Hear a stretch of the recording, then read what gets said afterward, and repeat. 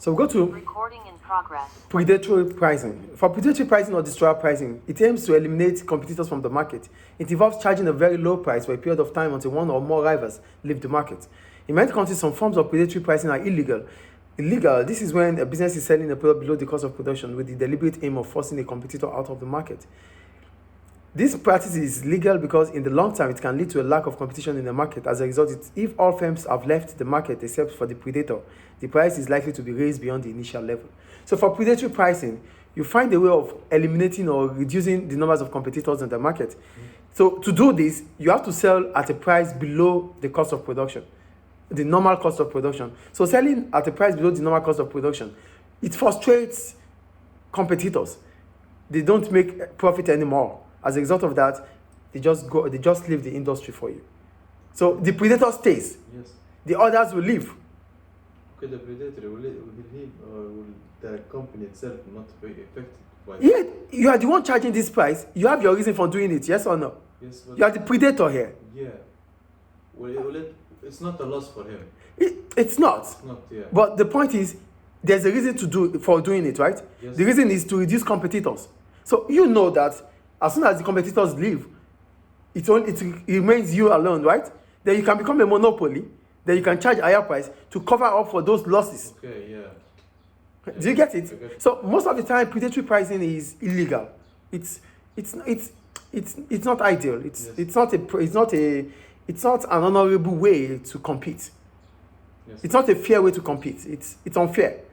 You are charging a lower price because you want competitors to leave. You are charging a price below the cost price of the industry. So who wants to run at a loss? People don't want to operate to run at a loss. So as a result of that, they become frustrated. They leave the industry. And as soon as 1, 2, 3 leaves the industry, the output reduces. There becomes shortage. Yeah. Competition reduces, then you can charge higher prices. So this is what predatory pricing is about. Do you get it? Yes. So low price strategies are allowed if low cost businesses are prepared to endure low profit margins for extended periods of time. They can also be used to sell stocks that would otherwise remain unsold or as means of breaking into a new market. Though sometimes they use predatory pricing for products that they might not be able to sell. So instead of just leaving it unsold, let's just sell it at any price so that it just leaves the shelf. They use it for it too. Is it clear? Yeah. Any question about predatory pricing? No. Is it clear? Yeah. So we have competitive pricing. For competitive pricing, some businesses take a very close look at what their rivals are charging when setting their prices.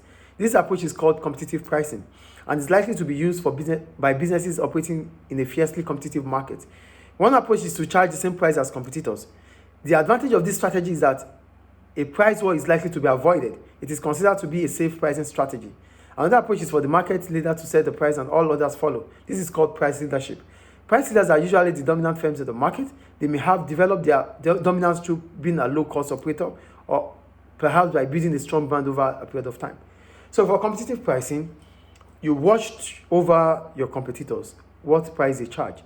And when you're able to understand the price they charge, you charge as the same price as they do.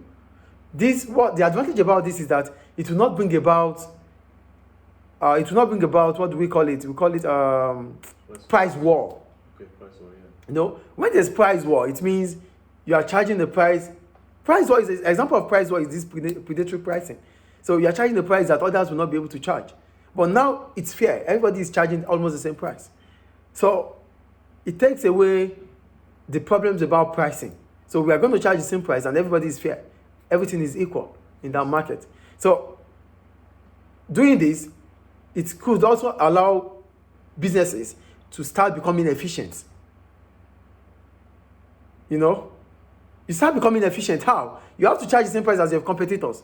And if your costs continue to rise, you won't be able to charge the same price as your competitors. So you need to find a way. You need to understand the strategies businesses use to be able to charge almost the same price as them. So you need to understand, you need to be efficient. So that because here, you must not incur more costs than your competitors to be able to charge a competitive pricing. So for you to charge the same price as your competitors, it means you have to be efficient.